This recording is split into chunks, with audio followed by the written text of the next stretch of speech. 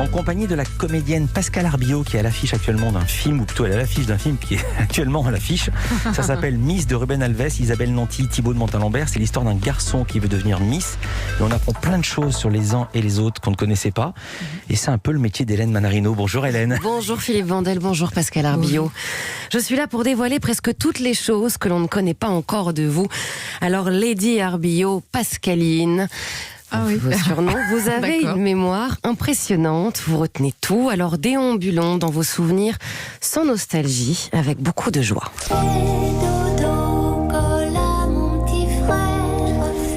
Cette comptine qui a marqué votre enfance, votre maman vous la chantait tout le temps en alternance avec l'histoire de la petite orange qui vient du Maroc, que vous finissiez toujours par manger à la fin d'ailleurs. Extraordinaire histoire.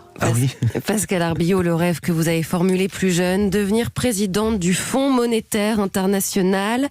Alors moi... C'était Dominique Strauss-Kahn qui a eu le job. Je vous propose ce matin d'être notre présidente sans aucune monnaie d'échange. Rien d'étonnant à ce que le jeu que vous faites souvent avec vos neveux et nièces, ça s'appelle diplomatie. Mais avant cela, il y a eu d'autres activités quand vous étiez petite, évidemment. Alors, le plouc avec votre frère. Oui. Bien sûr. Madame la présidente, vous n'aviez pas... J'adore. Vous n'aviez pas de caprice de star, non, ce qui vous rendait heureuse enfant. Trempez votre cornichon dans une danette au chocolat. Non. Attendez, c'est un code ou vous le faisiez vraiment? Non. Et après, mettre un mouchoir dans le vinaigre et téter le mouchoir. Non, mais attendez, le cornichon au chocolat, vous le mangiez? Oui. D'accord, super, bon appétit. Et vous l'avez fait il n'y a pas très longtemps en plus, il y a quelques années. Vos conseillers les plus proches savaient aussi que vous détestiez mettre la table. Vous alterniez une semaine sur 2 avec votre frère, sauf que quand c'était votre tour, vous démissionniez. Vous trouviez des excuses pour ne pas le faire. C'est vrai. Toujours responsable. Comme je l'ai ce payé jour. une fois. Non, c'est pas vrai. Non, mais j'ai dû faire un truc comme ça. Du chantage affectif. Pas toujours responsable, Atroce. Pascale Arbillot, comme ce jour où votre papa vous a surprise en train de fumer une cigarette dans votre chambre. Il est rentré, la fenêtre était ouverte, vous aviez la cigarette dans le dos, la fumée était visible et vous lui avez tout de suite dit « Non, je ne fume pas ». On s'était grillé. Ou encore vos sorties en cachette avec Hubert et Elisabeth.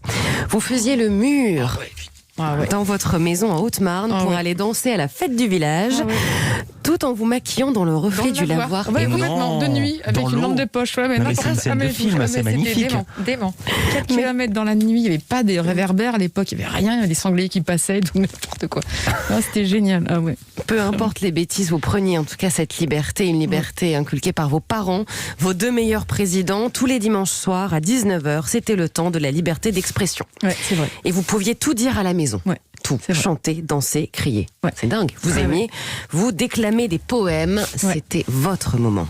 C'est vrai. Alors, aucun jury, juste la vie, mais vous aimez ça, Pascale Arbillot, profitez, rire, quand un ami vous fait croire que l'expression rond d'oignon vient du commandant Oignon, qui demandait à ses troupes de se ranger. Et oui. Bon, ça paraît plausible, hein. Et vous savez tout faire, chanter de l'opéra, par exemple, grâce à ce professeur de chant qui vivait sur le même palier que vous. Et là, c'est vrai. Il m'a entendu un jour chanter. Et j'ai commencé à faire du chant lyrique. Je suis rentrée au conservatoire. Puis j'ai arrêté. Oui, c'est vrai. Ah mince, c'est dommage, on aurait bien aimé entendre. Danser, vous êtes super forte. D'ailleurs, votre première danse était avec votre tutu bleu. Et oui, petite. Et plus tard, vous avez même appris les plus beaux pas de danse à votre frère.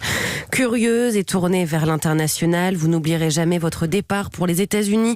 À l'âge de 17 ans, vous êtes à l'aéroport en talons, tout apprêté, vous passez la douane. Et là, c'est le drame. Vous faites une énorme chute devant tout le monde. Belle technique pour que ces 2 douaniers viennent vous aider. Des voyages inoubliables. Énorme. Avec les douaniers. Ah oui? Énorme. Vous les avez revus après ou pas? Non, jamais. Votre plus belle convocation quand il fallait partir en Corse avec vos parents. On met Harry, voire sûrement votre grand-mère Santa, avec qui d'ailleurs vous avez fêté vos 18 ans. Et elle fêtait ses 70. Ce moment vous a beaucoup marqué. C'était ma grand-mère adorée. J'y pense tout le temps. Je mets des cierges tout le temps dans les églises pour elle. Alors vous ne gérez peut-être pas le FMI, mais vous êtes l'une des plus généreuses. Vous êtes capable de vous mettre en galère financière pour aider les autres. La présidence vous va bien, Pascal Arbillot, sûrement celle de la liberté. Et en tout cas ici, de notre part, vous obtenez la majorité absolue. Je confirme. Merci Hélène. Petit commentaire. Oui, c'est merveilleux. Parce qu'on oublie, après, dès qu'on a des images, on les revit.